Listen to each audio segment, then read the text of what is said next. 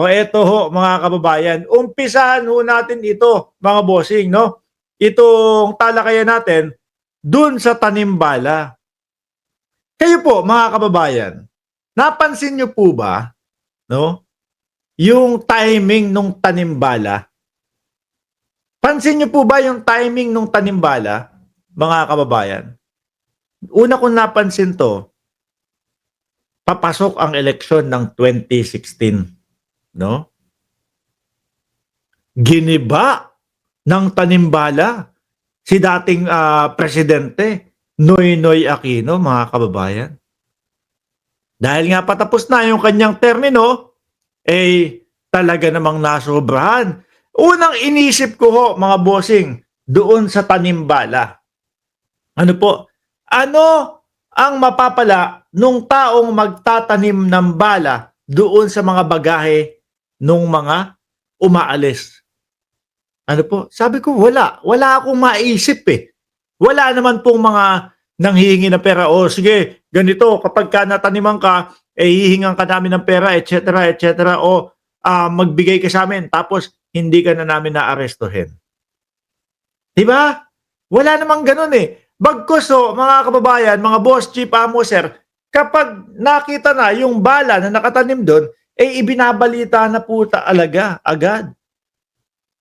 Ano po, walang nanghihingi ng pera o kapag ka ganito, palulusutin namin yung bala na nandiyan sa bagahe mo.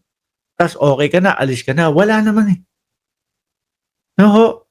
Ngayon, napansin ko ang dating Pangulong Duterte, sabi niya doon sa kanyang pangangampanya, yang bala na itinatanim ninyo, ipapakain ko sa inyo yan. O ganun daw ho. Ano?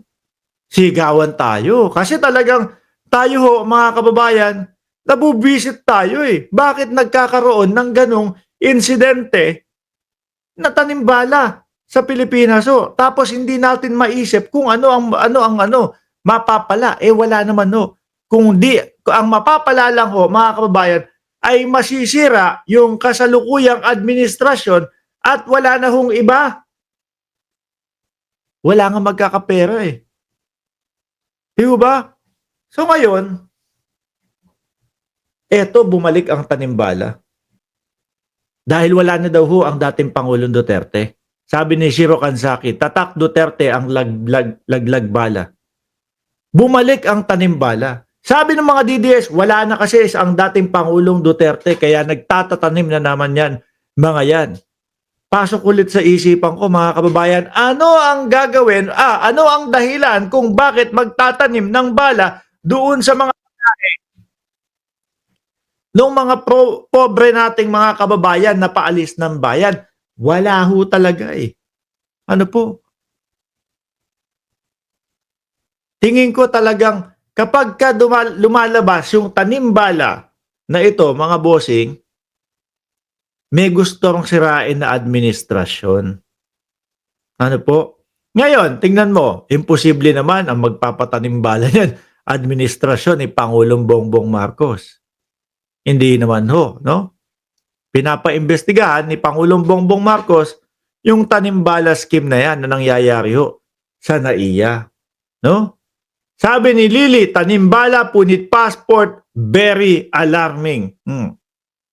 Naisip ko, hindi kaya ginamit ng dating Pangulong Duterte itong tanimbala upang sa ganon sirain yung pamumuno ni dating Presidente Noynoy Aquino at para bumango siya. Tapos nung sila na ho ang nakaupo, tingnan nyo sa amin, walang tanimbala. Diba? Shoppers all item. Tingnan nyo, sa pamumuno ko, walang tanimbala. Tapos eto nga po, dahil sila ay ipit na po sa kanilang sitwasyon, yung mga hindi masagot, tapos nadala pa ang dating Pangulong Duterte doon sa ICC. Balik na daw po ang tanimbala.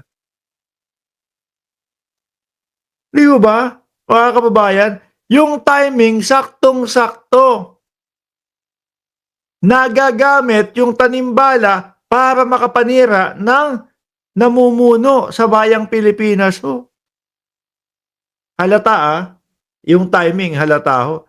Doon sa kanila ho, mga kababayan, ni isang araw o ni isang pagkakataon hindi nangyari. No? Kayo Kasi mas nanaigo sa akin na nahalata ko ho mga kababayan, etong dahil nga po ano na sila, laglag na po sila. Sabi ni Boy Tinapay, halatang gawa ang galawang DDS ang tanimbala. Parang tanim intriga din ni Digong. Oo, naalala ko nga naman yan.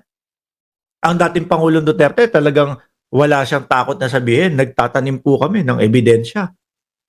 Nakita niyo po ba yun? Napanood niyo na po yun, mga bossing? Di ba? Tanim intriga, iintrigahin. Oh. Sabi ni Manny June Santos, sinisira ni Sara ang pagkatao niya. Siya lang ang napapahiya. Yung sa sa Tondo, grabe yun. Pangit, no?